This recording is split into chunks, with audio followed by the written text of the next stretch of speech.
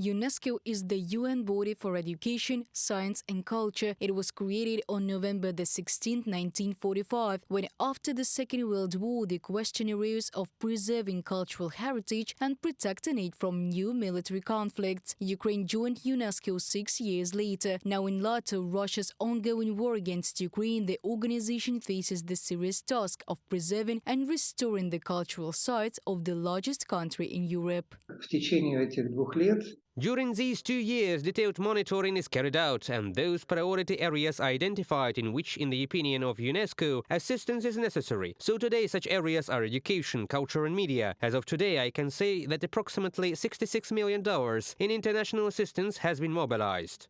There are 8 cultural sites on the UNESCO World Heritage List in Ukraine. One of them is located in the territory of Crimea, occupied by Russia. This historic Chersonesus and its horror. In 2023, the occupation administration initiated the so-called restoration of a number of historical sites. In fact, the installation of a platform for spectators and laying out modern tiles on the side of the ruins of the ancient city only distorts the historical appearance of Chersonesus. The Russian Federation uses such tools, such criminal things. Besides the fact that it steals a lot, we have been seeing this for years. We see how Russia is using the practices that it learned in Crimea and the newly occupied territories. Several such cultural missions have already taken place both on issues of cultural heritage and education.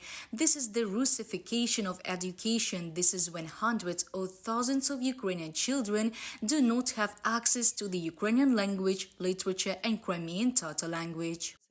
However, not only objects in the occupied territory of Ukraine suffer from Russian attacks. Thus, on the night of November 6, 2023, the Russian army launched missile attacks on the historical center of Odessa, which is included in the World Heritage List. And earlier, the Russians shelled the historical center of Lviv, which is also on the organization's list. Caliber missiles destroyed a residential building in the historical center. Now, jointly by the city administration and UNESCO, the architectural site is being restored.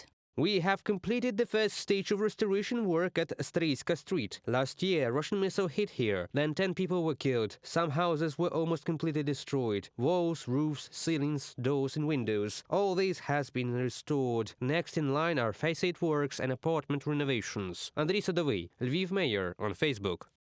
The organization also plans to restore the historical center of Odessa. According to Italian Foreign Minister Antonio Tajani, on May 15th, Kiev and Rome will sign an agreement under the auspices of UNESCO on the restoration of the city. In February, Italy had already allocated €500 million for the restoration of Odessa. According to UNESCO, the organization is planning a number of projects to restore sites in Ukraine. Regarding future projects that UNESCO plans or would plan to implement in Ukraine, one of them is really connected with the city of Chernihiv, in which objects from these preliminary lists are located, and now certain negotiations on the modality of its implementation are underway. We also expect that UNESCO will help in the area of sports and in the area of youth policy. We negotiated to help a rehabilitation center of the National Paralympic Committee in the west of Ukraine.